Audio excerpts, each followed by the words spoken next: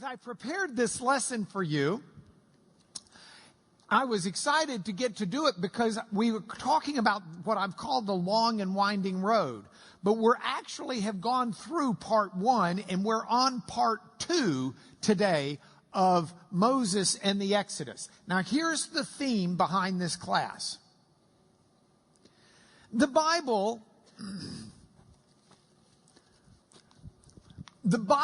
is a book of sorts, but it's actually a collection of a lot of different holy writings, or a lot of different books. And they're not just a collection of things that some Jews and Christians a long time ago decided would be useful. The understanding that we have as people of faith is that this is God's message. There is purpose behind this. There's something to read beyond simple plot. This is not simply an instruction manual for how to live your life. There's a very core central message.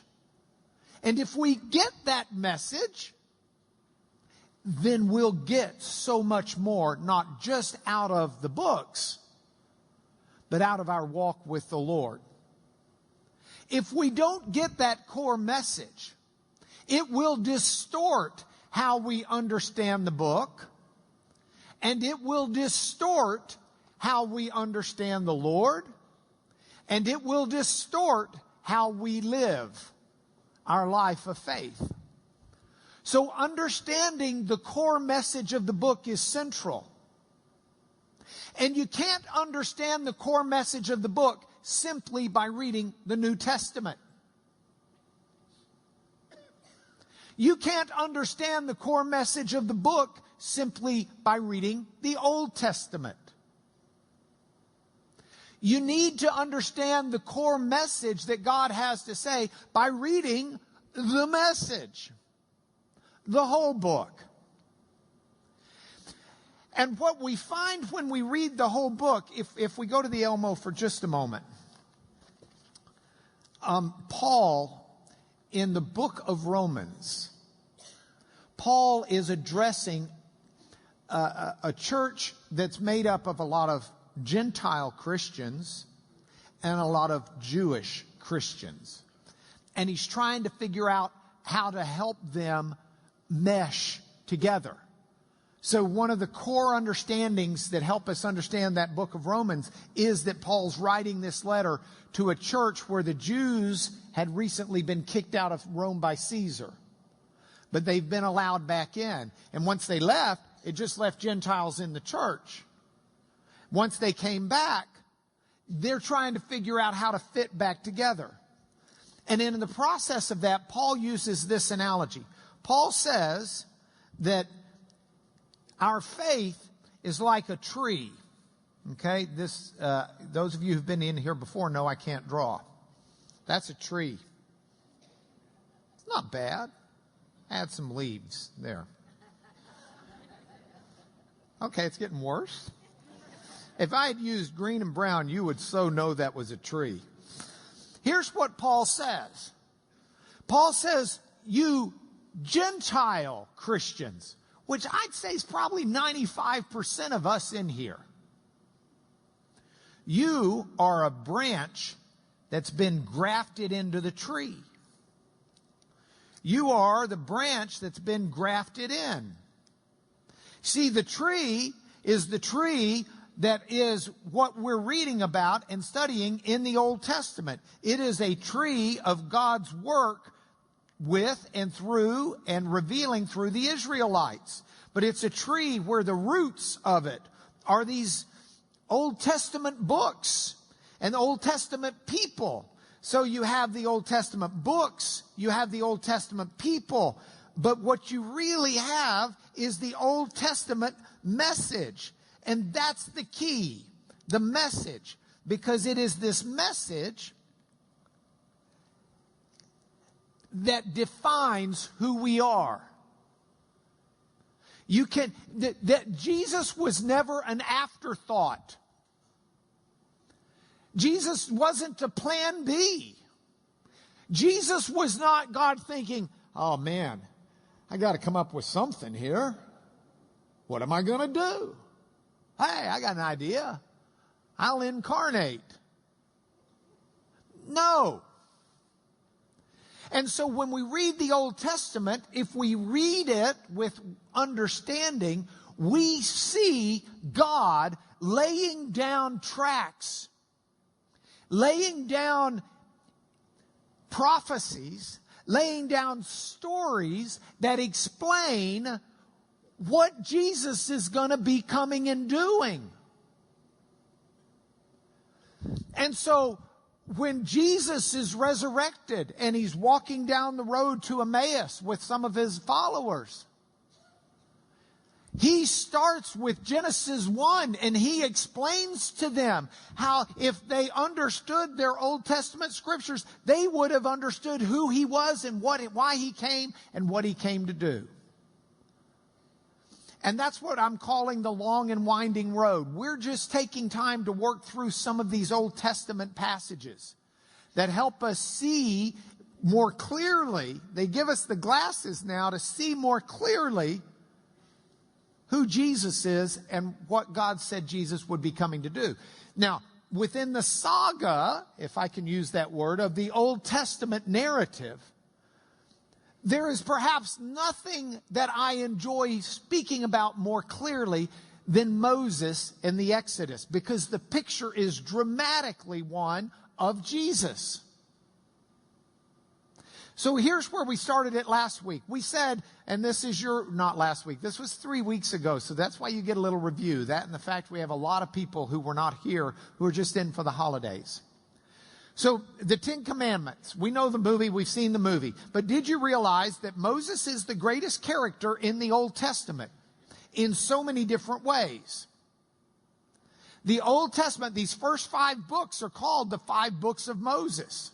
And so you've got these 5 books all about him. There's not another character in the Old Testament with 5 books. David? Well, you get a little of David in Kings. You get a little bit of David in the Psalms. David may come close, but really nobody. So these 5 books, they're also called the law, the Torah in Hebrew. These first 5 books, Genesis, Exodus, Leviticus, Numbers, Deuteronomy, are known as the 5 books of Moses. They're about Moses. 4 of those books tell the story of his life.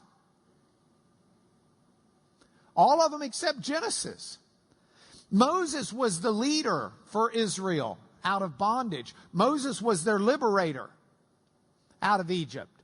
Moses was the lawgiver. God worked through Moses to give them the law.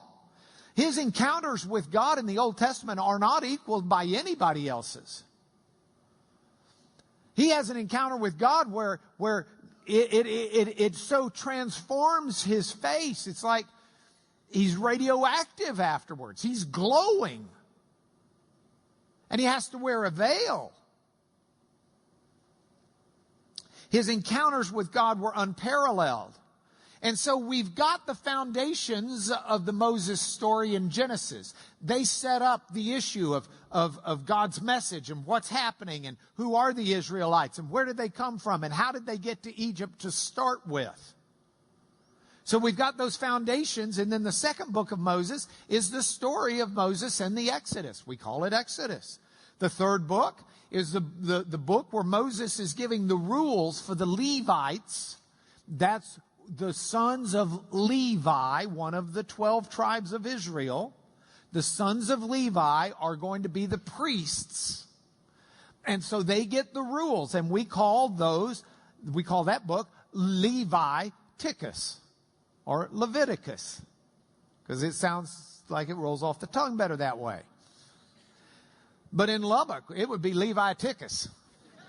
And I'm not going to mention the football game.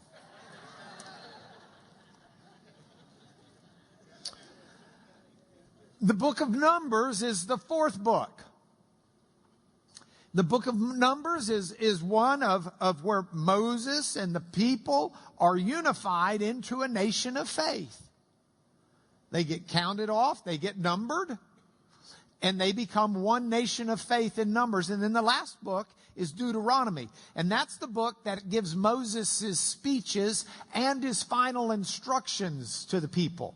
And if we focus on that book, we find that Moses doesn't say he's the end of the story. Moses says that a prophet like me, a prophet from your midst, from Israel, from your brothers, the Lord your God will cause to arise. So God's going to cause a prophet to arise before the Israelites, out of the Israelites, a prophet like Moses. And that means not in power, because Jesus is more powerful, but in the sense that Moses is someone who does a lot of things. Lawgiver, liberator, leader. He's not simply a prophet who goes and sits on a tower and metes out prophecies for the people.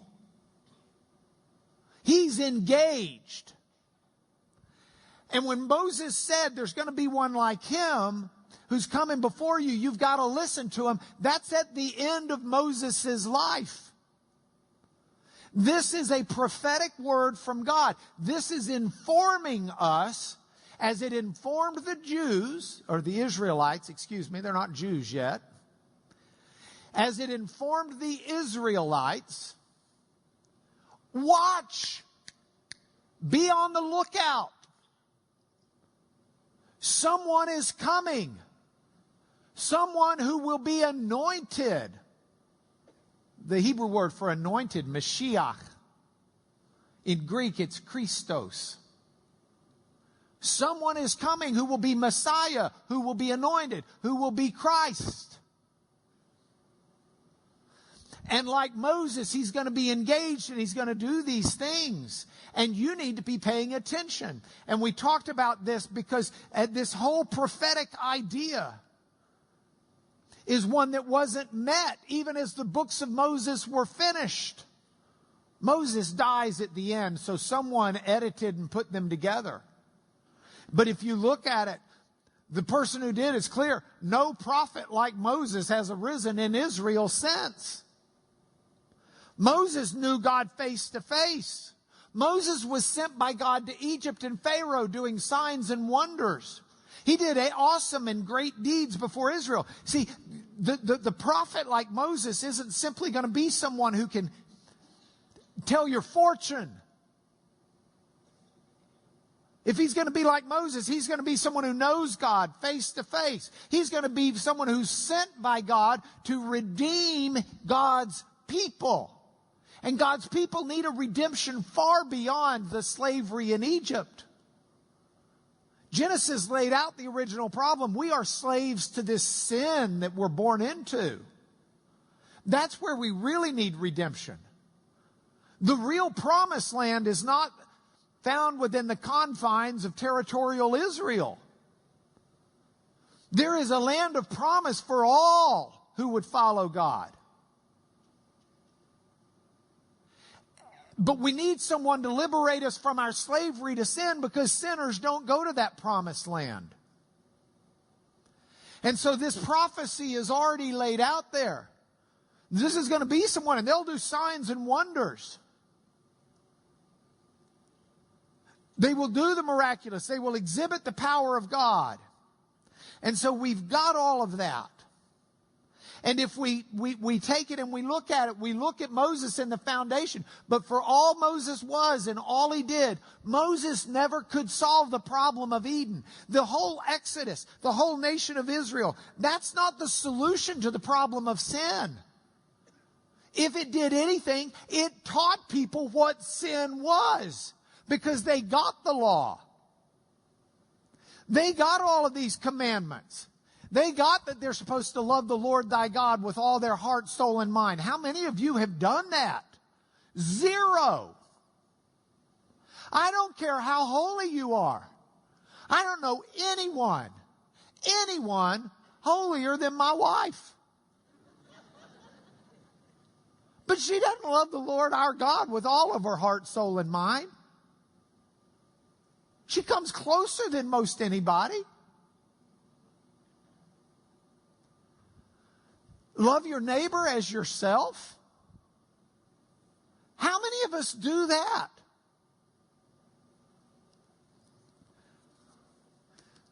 Don't take the name of the Lord your God in vain.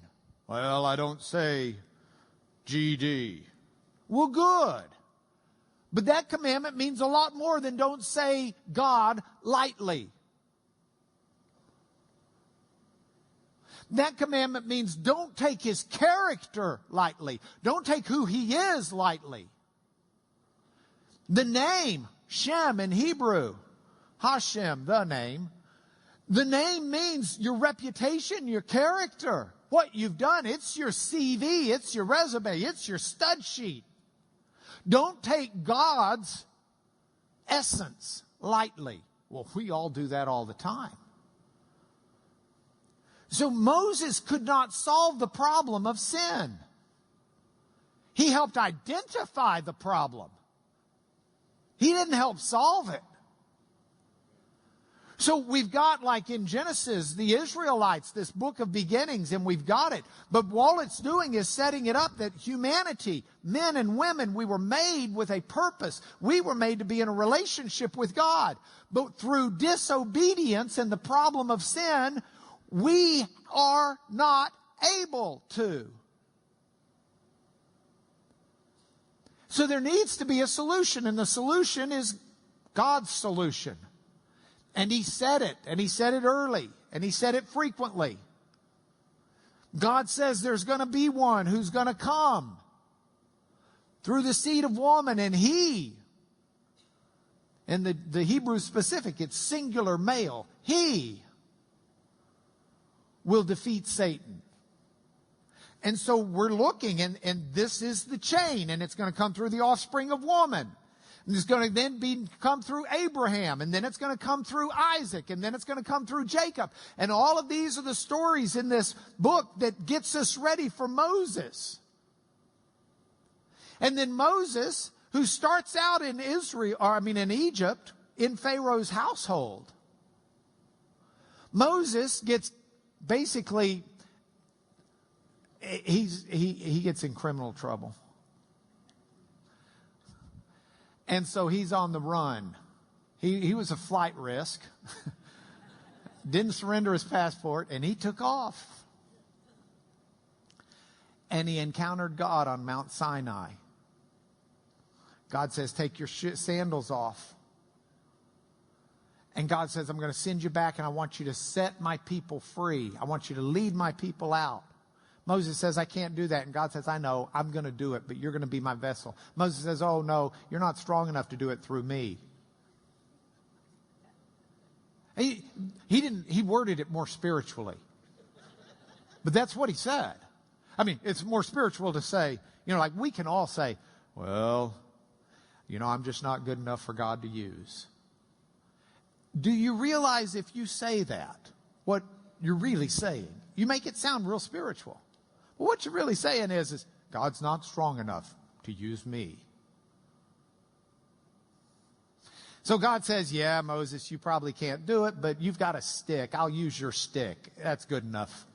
Just throw the stick down. I'll turn it into a snake, pick it back up, stick it in the Nile, spread it out across the sky, touch the Red Sea, hit the rock. I don't need you, Moses, except to carry the stick. I can do it with a stick. Are you good enough to carry the stick? And Moses is kind of like, okay. We talked about this last week, and I don't want to go into more detail, but I did want to point out that the burning bush that supposedly has been around, at least it was identified as the burning bush, we can go back to about 325 A.D. It's the same bush that's still there, but you will notice the fire extinguisher in the corner. Which tells me I'm not sure they're convinced it's the real bush. Just found that humorous. So Moses goes to lead the people out of slavery. And this gets us to where we're picking up new material. Moses is told, to try and persuade the Pharaoh. And so Moses does. And he's got all of these different events, all of these different opportunities to persuade him. And these are plagues that he calls down. And when he calls the plagues down, the first plague is an easy one. He turns the Nile to blood. Now, that's not maybe that big of a deal to y'all, but if you're in Egypt, the Nile is the life source. And the Nile represented one of their gods. So to turn the Nile into blood is to defeat their god of the Nile. And to affect their livelihood. And it's not a good thing. But it's not good enough to persuade Pharaoh to let the people go. So then, God says, okay, do it again. This time, tell them we're bringing frogs. And this is like being inundated by TCU alums.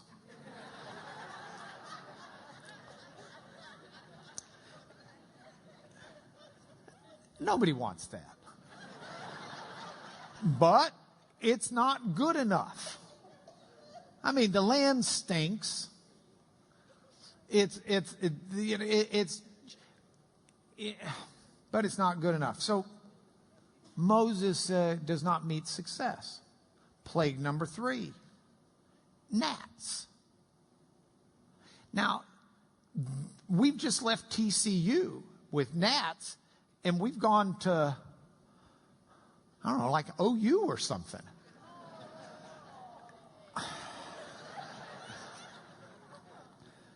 It's a pest. It's bothersome, but it's not good enough to let the people go. Then we go to flies. I've got no college for you. Then we go to livestock.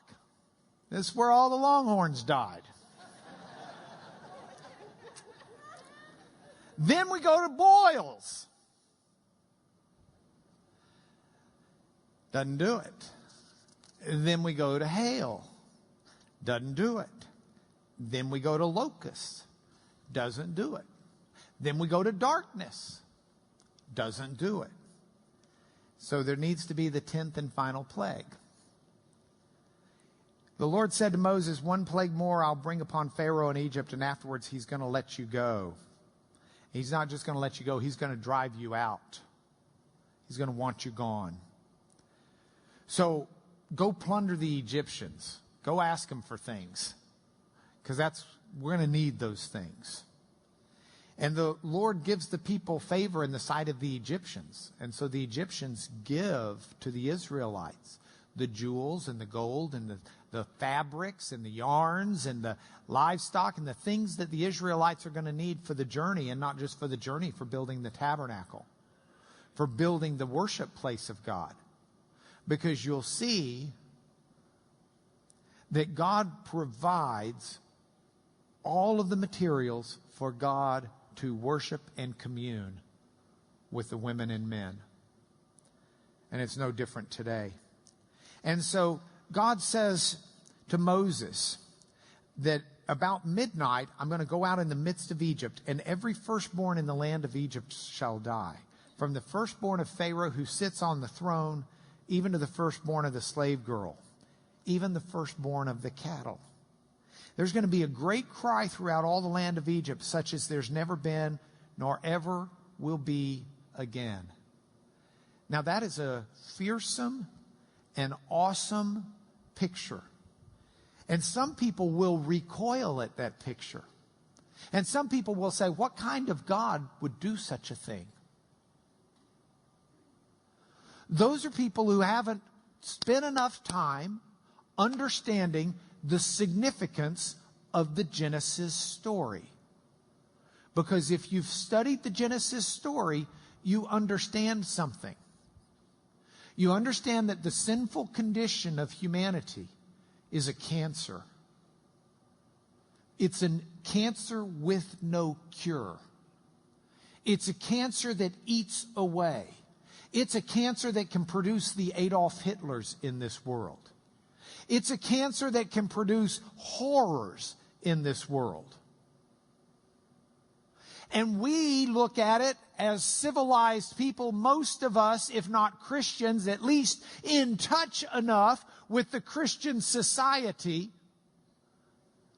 that we grew up with, that we're appalled by such things. But there are areas in this world where Christianity does not touch, where there is evil that is true, genuine evil, that would more suitably help you recognize there comes a time where evil needs to be destroyed. And if there's redemption, praise God, He's in the redeeming business. That's what He's dying for. But there are times and places where sin is so bad, it will on its own produce death. And we get that from the story because it is Pharaoh himself who calls out, in a sense, this punishment for the people. So, God says, but the liberation's going to come like this. Let's go to the Elmo. Exodus chapter 12. Lord said to Moses and to Aaron in the land of Egypt, this month will be for you the beginning of months. It'll be the first month of the year. Tell all the congregation that on the 10th day of this month, let's make that a little bit bigger. Tell them on the 10th day of this month,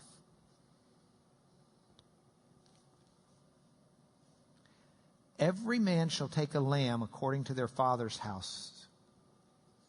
If the household's too small for a lamb, he and his nearest neighbors will take for what fits. Your lamb shall be without blemish. Now, blemish there is not just a defect.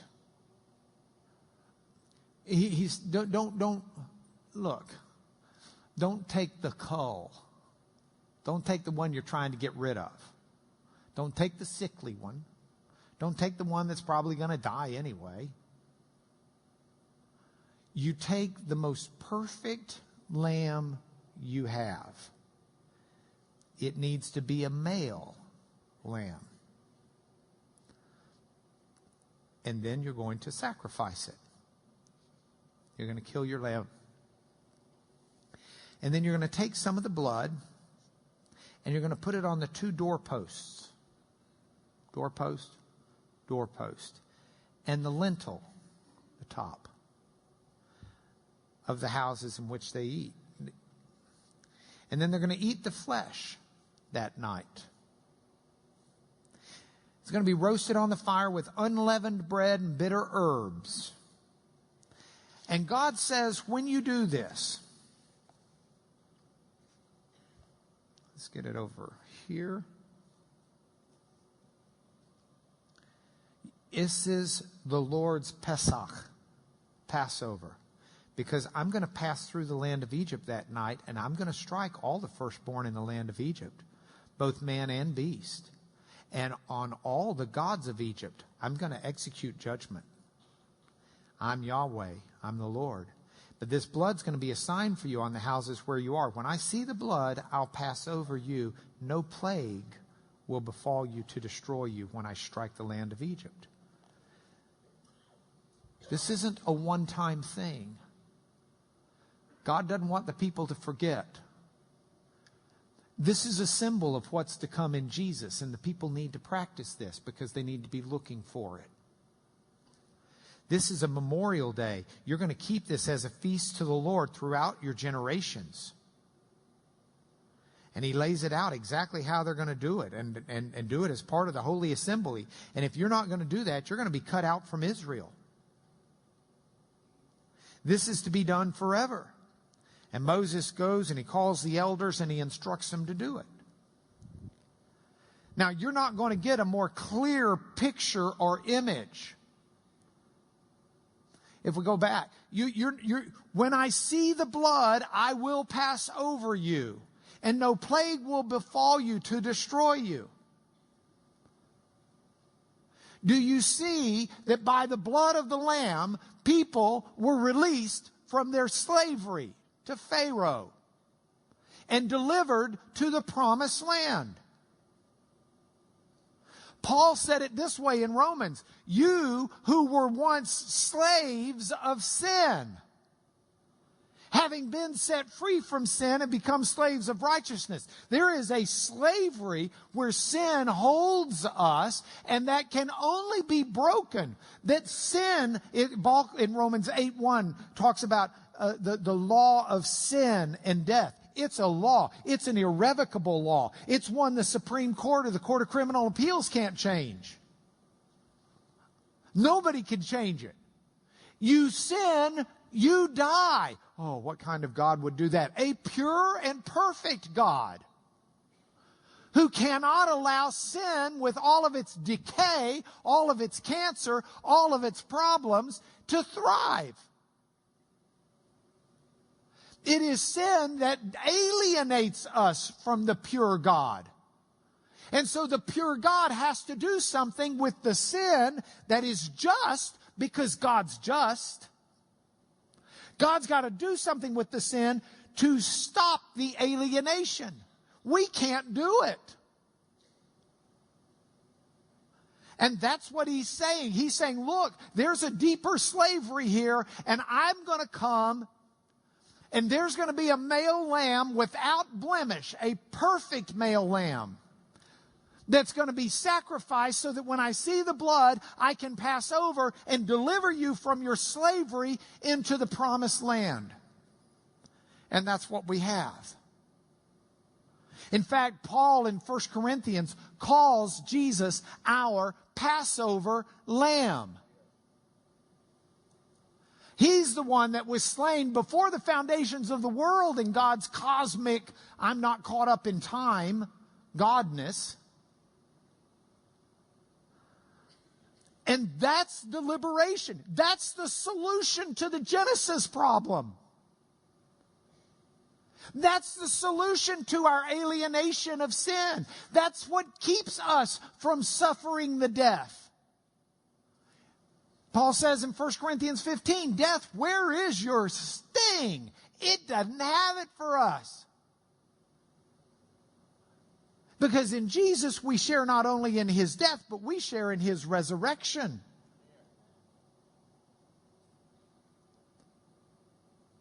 So Pharaoh says, go, get out, I don't want to see you ever again. And the Israelites are led out through the blood of the Lamb.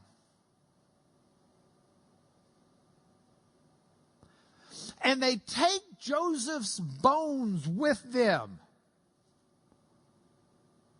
And I love that because what's happening there is Joseph had died 400 years earlier. But this is tying the story. This is letting the readers know. This is letting the listeners know. This is letting the people who watch the movie know. The story of Moses is tied to Genesis and the problems that are set forward in that book. They're tied together. Now, Pharaoh has a change of heart. He's got the world's largest military, and he realizes that he and his people have just been fleeced. And he's none too happy. And so he decides he's going after them. If you ever go to the Cairo Museum, go look at the mummified remains of Ramesses II. Now, some people say, well, I thought he got washed away in the Red Sea. No. He was a good general. He sent his troops in. Read the text. Doesn't say he went in. But it's kind of stunning to look at Ramesses II. Right there, laying down. This is real history. It's history with a purpose, though. And so you've got Pharaoh and his army bearing down, and the Israelites are trapped by the Reed Sea. What's to be done? Moses can't do anything, but boy, his stick can. So the waters are divided, and the Israelites go through the sea on dry ground. So in the process of leaving the slavery, the bondage, if we're using our analogy right, which is a biblical analogy, so it's okay to use, we're getting released from the bondage to sin by the blood of the Lamb. And then we pass through the waters on our way to the promised land.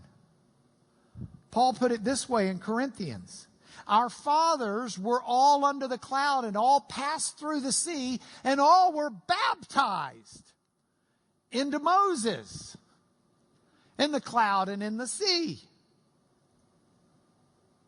And so as Christians, we have baptism as that right that God has given us. That rite of passage that symbolizes not only a death to sin, but a new life, a cleansing and a washing, as it separates us and moves us in toward the promised land. So the people go through, and this is a wonderful thing, right? And then they begin their wilderness wanderings. And I'd love to tell you that they were the whole time just singing, walking down heaven's road, going to lay down my heavy load. But no. They were a bunch of whining, moping. Oh, the food's really bad.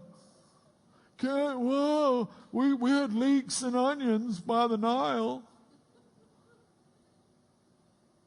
So what does God do?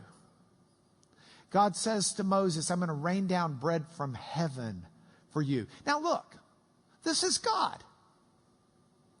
This is God, right? God can cause bread to spring up. God can cause bread to come out of a cave. God can go bam! And there's bread magically appearing on the table. No. The bread for their life comes from heaven to feed them. I want to show you what Jesus said in John 6. He had an interesting encounter.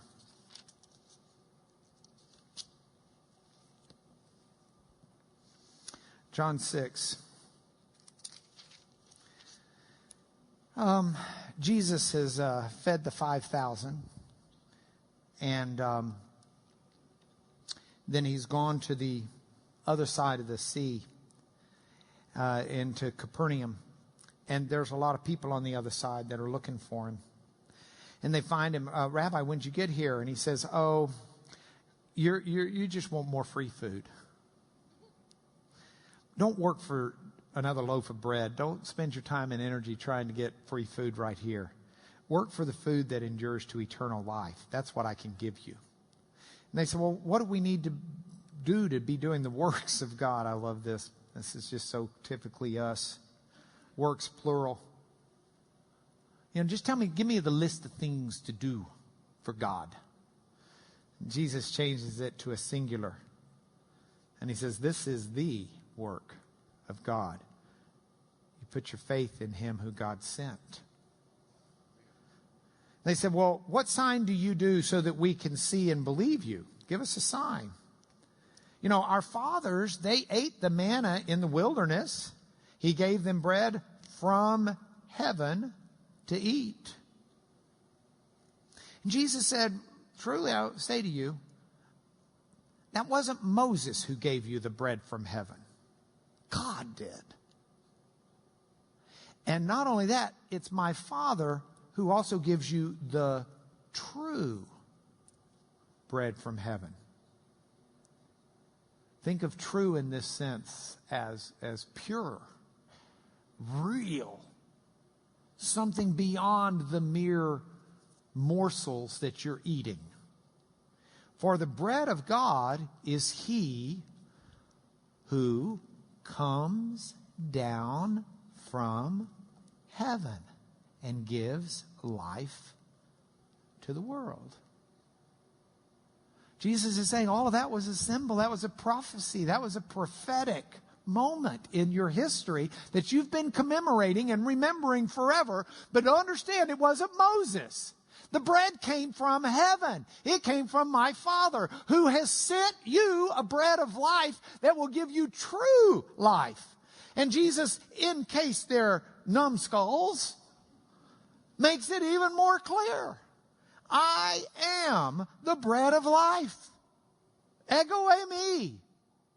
By the way, serendipity? No. God? Yes.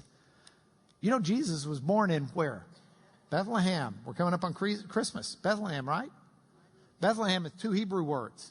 Beit, house. Lechem, bread. From the house of bread came the bread of life. I'm the bread of life. Whoever comes to me shall not hunger, won't thirst. That was their other problem in the wilderness. I said, you've seen me and you don't believe. And he goes on to talk about how he is the Son of God and they need to believe in him. So the Lord rains down from heaven bread, but we've got to understand that that's Jesus. And if we missed it, then go back and look at John again. Because I told you Jesus fed the 5,000.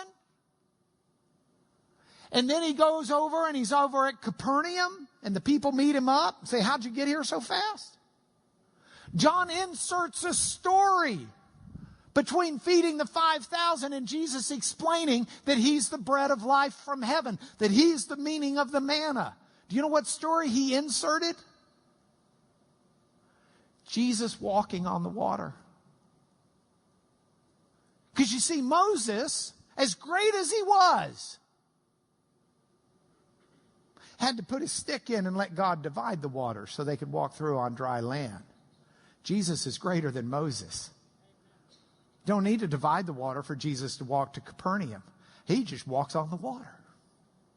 And that's why John inserts the story there. John wants us to see. I mean, this John 6 is all about the Exodus and how Jesus fulfills the Exodus. But he doesn't just fulfill it. He exceeds it. And that's how he takes us. Now, they were not just hungry, they were thirsty. Moses strikes the rock and water comes out for the people to drink. Jesus in John 4 has already covered this.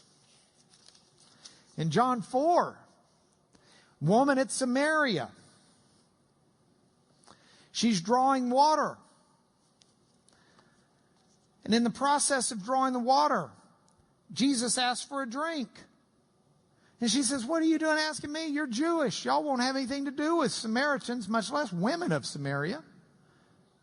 Jesus said, oh, if you knew the gift of God and who was saying to you, give me a drink, you would have asked me, and I'd have given you living water. She says, you don't have a bucket. How are you going to get any of that? Are you greater than our father Jacob? He gave us the well. He drank from it himself. Jesus said, look, anybody who drinks of this water is going to get thirsty again. But you drink of the water that I'm talking about, you'll never be thirsty again. Water that I'll give you will spring up to a well that brings eternal life. And the woman, pretty sharp at that point, she says, okay, I'm in. I'm tired of making trips to the well. Give me this unending water. You know, Jesus is the living water. Jesus is the manna. Jesus is the sustenance. Jesus is all of these things, because a prophet like Moses from your midst, God's going to cause him to arise before you. And to him you need to listen. But no one had done that as of the time of putting together those 5 books of the Old Testament. No one had done that as of the time of the next section of Old Testament scriptures, or the last section, the last prophetic section. Still says that we don't have the one yet, the promised one yet. There hasn't been a prophet like Moses that's arisen in Israel, that knows God face to face, that is sent by God, that is doing the signs and wonders like Pharaoh and what we had here, doing these awesome and great deeds before Israel in God's mighty power until Jesus. But Jesus does all of that. So we're about out of time. I'm still going to hit some more of these scriptures because we've got so much more to cover. But right now, let me skip to our points for home. You guys have been great. I appreciate your attention. And next week, I hope we'll finish the Moses story. We've got some really cool stuff to talk about next week. So please, please, please, if you aren't part of this class and you don't have a chance to come, it's live cast on Facebook. You can also catch it once it gets posted. And I've got written lessons as well. Here's your points for home.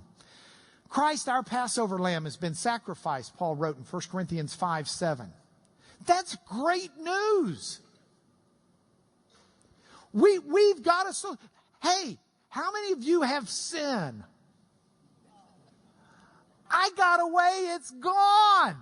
Where you're not responsible for it anymore. Where your true moral guilt is forgiven. Now, you may walk around shameful, but that's from Satan. Because your true moral guilt is forgiven by the blood of the Lamb. See, when the Lord sees the blood, He's going to pass over. And that's real good news. Because Jesus is the bread of life. Now I ask you, who's going to pass away, or who's going to pass over that chance? Who's going to turn that away? All right, next week let's continue. So with that, can I bless you in the name of Jesus? And we're through for the day.